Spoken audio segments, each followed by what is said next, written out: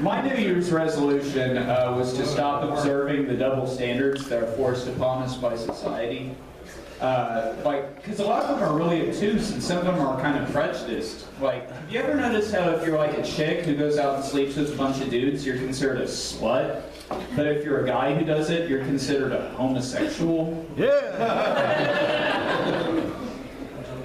That joke works because people expect me to say stud, and then I say homosexual instead. That's how jokes work. And then all the studs get really butthurt. That was a joke about anal sex. Anybody into anal sex up there? Nobody? No? I tried anal sex once. And let me tell you, she did not enjoy it. And that strap-on of hers really fucking hurt. And then she broke up with me. That was Sunday. No, actually, I'm not into anal sex, and this is why. Have y'all ever heard of a thing called anal prolapse? The anal prolapse is this thing where you get tissue damage back there from like too much rough action. Like, you know, maybe it's just like, you know, you were making love too aggressively, or you were just taking like a monstrous shit. And, like, in the worst cases of anal prolapse, like your colon can actually fall like out of your rectum. Can you imagine that? Like you're just sitting there, like making sweet, passionate love to your lady friends or your cellmate. I'm not judging. And then all of a sudden this happens. What the fuck is that? What the fuck? Okay, nobody move. Nobody move. I'm not freaking out. I'm gonna be okay. Everything's gonna be okay. Just, no, don't touch it. No, don't call the ambulance. This is really embarrassing.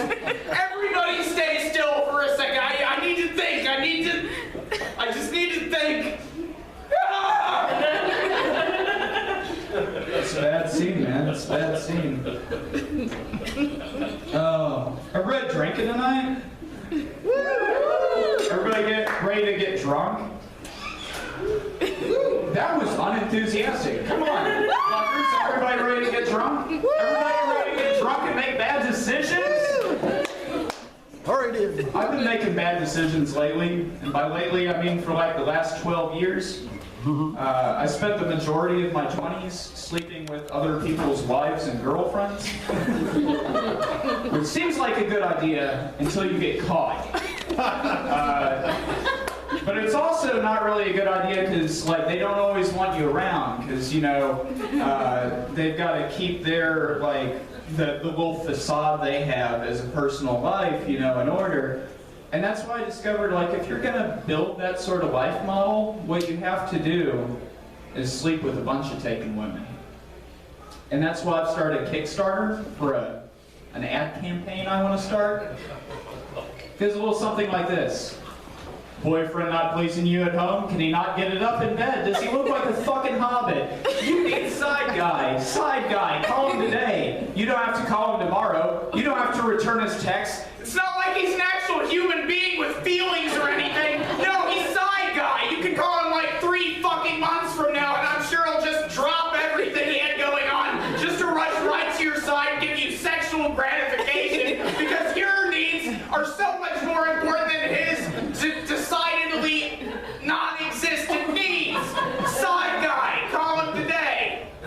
What's the number?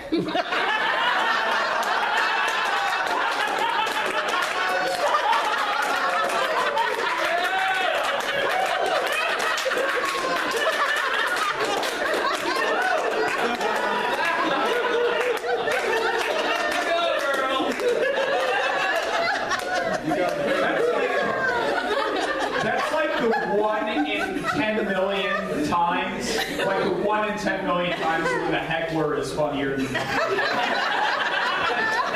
that was awesome. And you already know the number. I gave you my business card.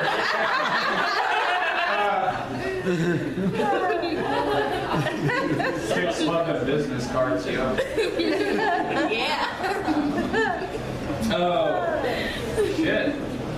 I actually had a tap to end that that joke on, and I'm not even gonna do it anymore. It's not gonna do it. Oh shit. So hey guys, yeah, like again, give it up for your bar staff tonight.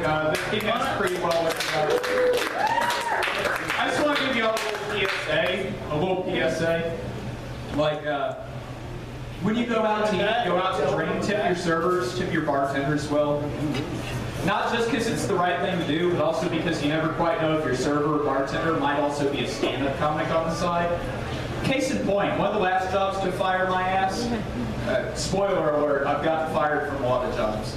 But one of the last jobs to fire my ass, this gal came in, she paid by card.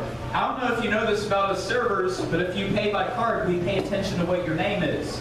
Because some of y'all have really stupid names. Some of those names are really fucking funny, and we like to share them with our coworkers back in the kitchen where you can't see. And she paid by card, and she tips me $2 on a $38 check. And her name, I shit you not, was Tiffany Tickles. So I wrote a little bit about her. Y'all want to hear it? Yeah! Hell yeah!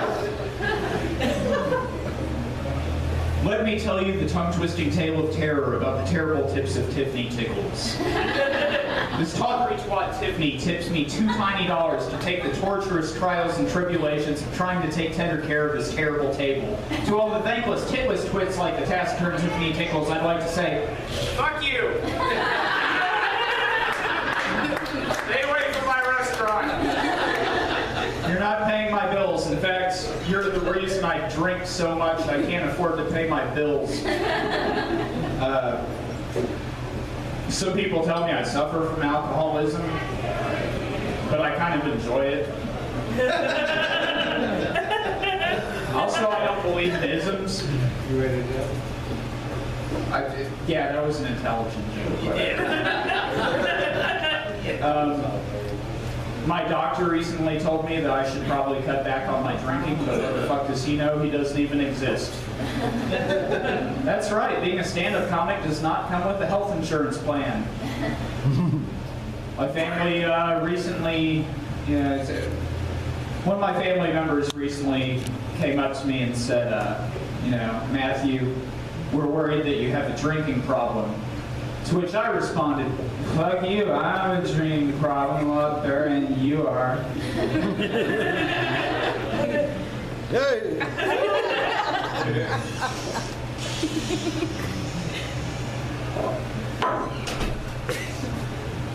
Yeah. One of my coworkers asked me, how do you have the courage to get up on stage and tell jokes night after night? And I was like, I drink a lot. And he was like, so, like, you get driven to your shows? And I was like, no, I'm not that successful. And he was like, so you drink and drive? And I was like, fuck yeah! And he said, you probably shouldn't do that. And I was like, dude, chill. Like, the worst thing I've ever gotten was a parking ticket. And he said, well, you should probably knock on wood before you go to the show tonight. So I punched myself in the dick. Not sure how that was supposed to help. In fact, it didn't, because later that evening, I was passing by a billboard that said, do you suffer from ADD? And I crashed. There's only two types of people in this world, guys. Those with ADD and... Is that a Zenith? Have they even made those since the 80s?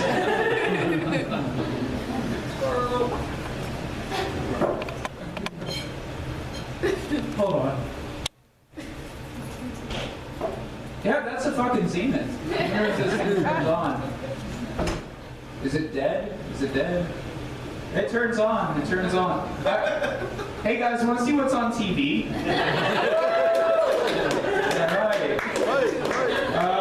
On Channel 3, we've got two guys reticently avoiding punching the shit out of each other. On Channel 4, we've got snow. Channel 5, snow. 6, snow. 7, snow. 8, snow. 9, This is getting old. I'm tired of that. That was fun, wasn't it? It was fun while it lasted. Oh.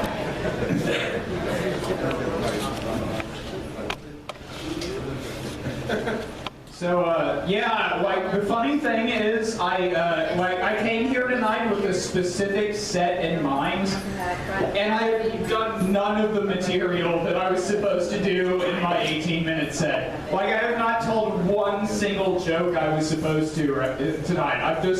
I've been doing the veritable equivalent of getting up on stage and jacking off all over all of you. And the great thing is you've enjoyed it. Like, you've enjoyed it, and that's amazing. You're welcome. I don't know. What other jokes do I have? Hey guys, what's worse than finding a worm in an apple? What? 9/11. Hey guys, I'm sorry I said. what's worse than 9/11? What? Nickelback. Hey guys, what's worse than Nickelback? Detroit. Detroit. That is the correct answer. It's like you've heard this joke before.